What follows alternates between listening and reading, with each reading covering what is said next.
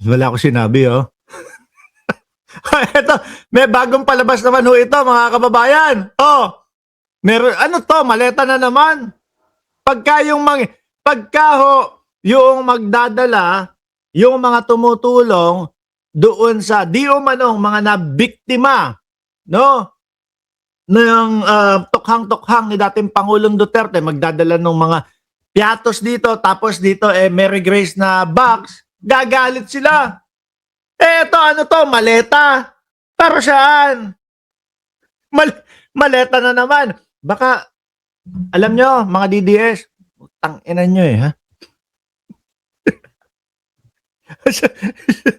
Ano? Baka ang dapat itawag sa inyo, maleta. Alam nyo yung ibig sabihin ng maleta? Mahina ang kukote. Mga ob-ob, mga BO-BO. Mga maleta kayo. Ganon. Kasi utu-utu kayo. Napakadadali yung mga mapagpaniwala. O eto, ano? Uuwi na naman si Tatay Digong. Anak ng putik na yan. Hindi na natapos yung kauuwi-uwi na. Isang taon na doon sa loob ng Oblo. Rodolfo Bagahansol. Di ba? Oh, isang taon na doon, mga kababayan, ang dating Pangulong Duterte. Umaasa pa din ito na doon sa mga kaartehan nila na mga ganito, ay papauwiin. Ilan daw po?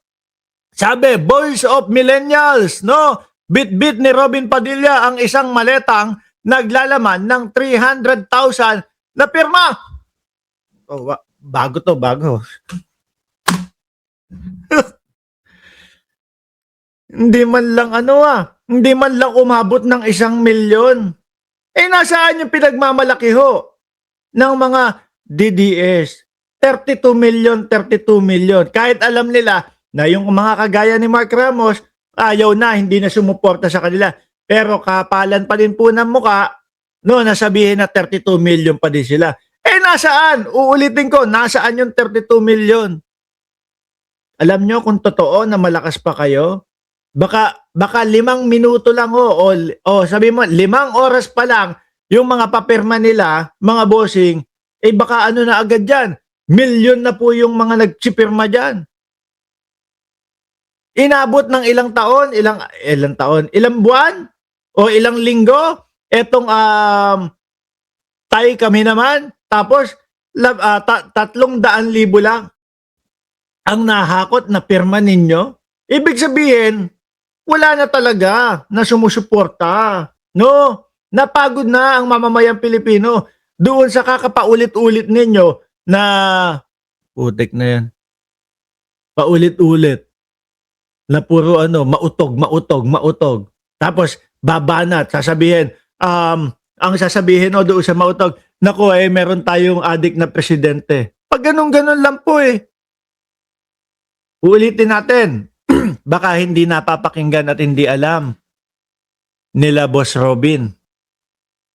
Ang ICC hindi nyo madadala, makukuha sa mga ganyang paarte-arte ninyo.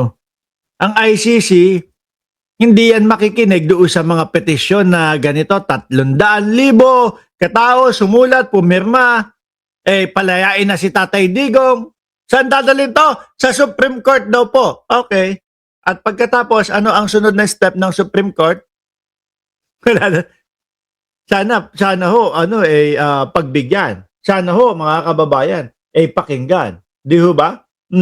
Kasi kung wala lang, sorry, pagod lang ho yan, mga bossing. Pagod lang po silang magpapirma. Sabi, FYI, DDS, ang Pag-asa, nasa Quezon City. Tigilan nyo na ang maletang yan. Puro kaartehan na lang po ito. Yun nga, dati si Bellica naman. Meron pang sinasabi. Hinahamon ko si Bellica. Kung totoo na talagang sinulatan mo yung presidente ng Estados Unidos na si Donald Trump, kung totoo na sinulatan mo si Netanyahu at sino pa daw ba yun? Si Netanyahu, si Putin, bigyan mo kami, pakitaan mo kami ng kopya na tinanggap o na-receive yung sulat mo nung mga presidente na iyon. Donald Trump, wala ka man lang maipakita na Kasi ang tingin ko doon, mga bossing, yung pagsulong na sinulatan ko si Putin para pauwi si Tatay Digong. Wala yon, pang-uto lang po sa mga DDS yun, mga kababayan. Lalo na panahon ng eleksyon. Inuto na yung mga DDS, hindi pa din nanalo. O yung mga nandiyan naman sa labas ng ICC, magsiuwi na kayo. Hindi pa lalabasin yan. Hindi pa lalayain yan. Ano? Kasi, kumbaga real talk lang tayo. Real talk lang. Sa katotohanan lang tayo. Kailangan tapusin yung paglilitis sa dating Pangulong Duterte. At dahil doon sa mga pinaggagawa at walang mga kakwenta-kwentang banat ni 150 million lawyer na si Kaufman, di umano, lalong lalong tatagal ho yan, mga bossing. Di po ba? Wala, banat, interim release. O alam naman, tapos ang banat, nung unang-una pa is, hindi daw pwedeng tumistigo o hindi dapat daw ibilang yung mga testigo na walang ID. Abay gonggong.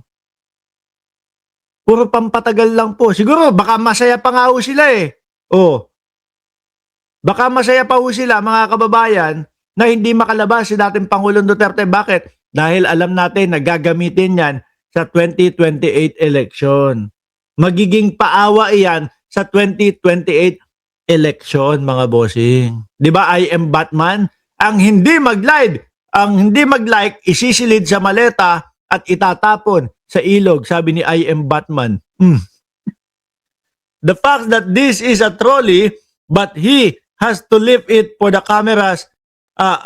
Trolley na. Hindi, maleta pa din yan. Yan yung yan yung parang hand carry bag. So 300k representative of the entire country. Oo. 'Di ba? O yan tinatanong ni Julius Aguilar. Ilan ho tayo, mga kababayan? Magwa 120 million na po ang tao sa Pilipinas? Magwa 120 million na po ang Pilipino.